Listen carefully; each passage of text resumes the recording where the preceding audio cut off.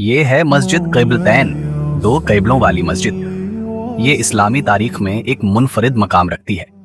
रजब 2 हिजरी में नमाज के दौरान अल्लाह ताला की तरफ से नाजिल की गई एक वही में क़िबला का रुख बैतुल मक़दस यरूशलेम से खाना काबा मक्का मुकर्रमा की तरफ तब्दील कर दिया गया। इब्तिदाई तौर पर नबी अकरम ने मदीना हिजरत के बाद 16 माह तक बैतुल मक़दस की तरफ रुख करके नमाज पढ़ी, लेकिन जोहर की नमाज के दौरान अल्लाह की तरफ से सूरह अल बकरा की आयत नंबर 144 में ये हुक्म नाजिल हुआ।